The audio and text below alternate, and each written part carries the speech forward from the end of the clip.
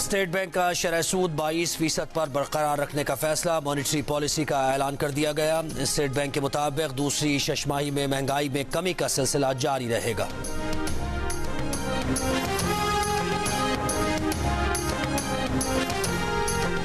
हुकूमत ने गैस की कीमतों में इजाफा फिलहाल रोक दिया। निगरान काबीना की वजारत तवानाई को गैस की कीमतों में इजाफे से मुताल्लिक मजीद गौर करने की हिदायत। हज पॉलिसी 2024 की मंजूरी। सरकारी हज स्कीम के लिए दरखास्तें नवंबर के वस्त तक तलब की जाएंगी। पहली बार इजाफी रकम के साथ 20 से 25 दिन का शॉर्ट हज पैकेज भी मुतारफ होगा। निगरान काबीना ने एंटी ह्यूमन स्मगलिंग स्टेशन कायम करने की मंजूरी भी दे दी। काबीना को ब्रीफिंग में बताया गया कि संगीन जराइम में मुलव्वस गैर मुल्कियों को बेदखल नहीं किया जाएगा। इंतखाबात मुकर्रर वक्त पर होंगे। फ्री एंड फेयर इलेक्शन के लिए मुकम्मल सपोर्ट करेंगे। Chief election commissioner Sikandar Sultan Raja की गुफ्तगू। निगरान वजीर आला पंजाब के हमरा इजलास की सदारत।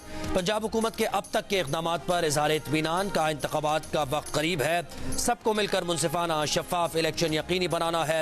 इलेक्शन कमीशन शफाफ, आज़ादाना और मुनसिफाना आम इंतखाबात कराने के लिए तैयार है।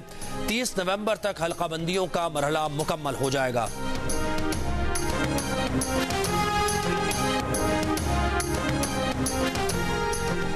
कब से सुन रहे हैं इलेक्शन होंगे। चीफ इलेक्शन कमिश्नर साहब अब तो इलेक्शन की तारीख दे दें। पीटीआई के सदर परवेज इलाही की अदालत पेशी पर गुफ्तगू।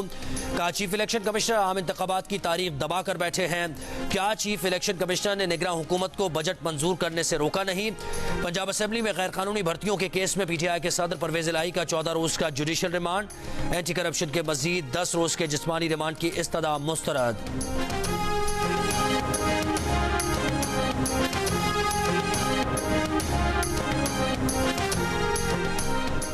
अदालत पार्लियामेंट के अंदरूनी मामलात में मुदाखलत नहीं कर सकती। अदलिया कानून साजी का तब जायजा ले सकती है जब वो बुनियादी इंसानी हुकूक से मुतसादिम हो। कानून साजों का मफाद सामने रखकर कानून साजी जांचना पार्लियामेंट और जमहूरियत को नीचा दिखाने के मुतरादिफ है। अदालतों को पॉपुलर सियासी बयानी पर नहीं चलना होता। अवामी जज्बात के खिलाफ जाकर भी अदालतों को कानून के मुताबिक फैसले देना होते हैं। जस्टिस मंसूर अली शाह का नैब तरामीम काल आदम करार देने के फैसले पर इख्तलाफी नोट जारी। इख्तलाफी नोट में लिखा कि साबिक चीफ जस्टिस और जस्टिस एजाजुल एहसन ने दरखास्त गुजार का मौक़िफ़ तस्लीम कर लिया। आइन के आर्टिकल 8 सबसेक्शन 2 के पेश नज़र दरखास्त को मेरिट्स पर न होने पर खारिज करते हैं। 15 सितंबर को साबिक चीफ जस्टिस उमर अता बंदयाल ने अपनी मुद्दत मुलाजमत के आखिरी दिन नैब तरामीम केस का फैसला सुनाया था। नैब तरामीम के खिलाफ चेयरमैन पीटीआई की दरखास्त काबिल समात करार देते हुए 10 में से 9 तरामीम कल आदम करार दे दी थी। फैसले के खिलाफ अपील पर समात कल सुप्रीम कोर्ट में होगी।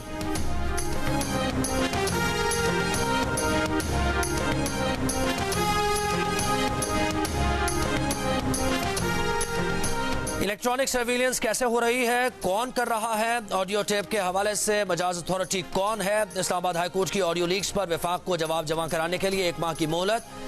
नजम साकिब और बुशरा बीबी की जुल्फी बुखारी के साथ ऑडियो लीक्स पर दरखास्तों की समात। जस्टिस बाबर सत्तार ने रिमार्क्स दिए कि वजीर आजम ऑफिस, सुप्रीम कोर्ट के जज और साबिक चीफ जस्टिस की फैमिली की ऑडियो लीक हुई। रियासत पाकिस्तान को एतमाद में लिए बगैर ऐसा करना खौफनाक फैसला है। ऑडियो टेपिंग मुताल्लिक कोई कानूनी फ्रेमवर्क होना चाहिए। अगर हमारे फोन की निगरानी की जा रही है तो हमें पता हो कि ऐसा कौन कर रहा है।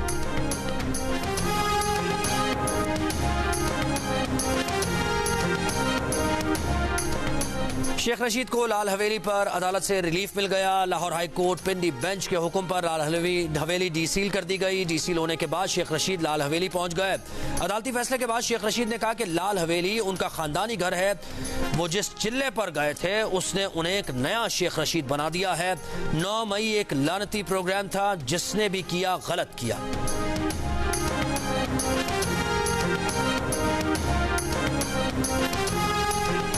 इसराइल की एक बार फिर गाजा में अल-कुद्स अस्पताल खाली करने की धमकी। इंतजामिया का अस्पताल खाली करने से इनकार। अस्पताल के करीब बमबारी से अंदरूनी हिस्से भी मुतासर। बारूद और धुएं से लोग घुटन का शिकार। अस्पताल में कम से कम 14,000 बेघर फलस्तीनी पनाह लिए हुए हैं। आलमी इदारा बराए सेहत ने खबरदार किया है कि अस्पताल खाली करना पड़ा तो कई जानें चली जाएंगी। इसराइली हमलों में 7 अक्टूबर से अब तक शहीद फलस्तीनियों की तादाद 8,000 से जायद हो गई। 21,000 से जायद जख्मी।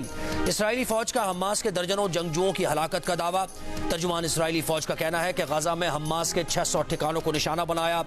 मुत्तहदा अरब अमारात की दरख्वास्त पर अक़वाम मुत्तहदा की सलामती काउंसिल का इजलास आज होगा।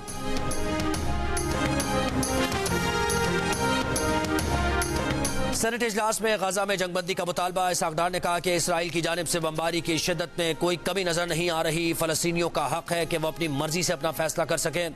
यूसुफ रजा गिलानी बोले, इसराइल के खिलाफ पूरी दुनिया में मुजाहरे हो रहे हैं, लेकिन असर इसलिए नहीं हो रहा क्योंकि मुस्लिम उम्मा मुत्तहिद नहीं। शहजाद वसीम ने कहा, फलस्तीन में मुनज़्ज़म नस्लकुशी जारी है, कवानीन की धज्जियां उड़ाई जा रही हैं, ये जंग नहीं यकतरफा कत्लेआम है। सेनेटर अली जफर ने कहा कि किसी को सिविलियन को मारने, अस्पताल पर बमबारी का लाइसेंस नहीं दिया जा सकता।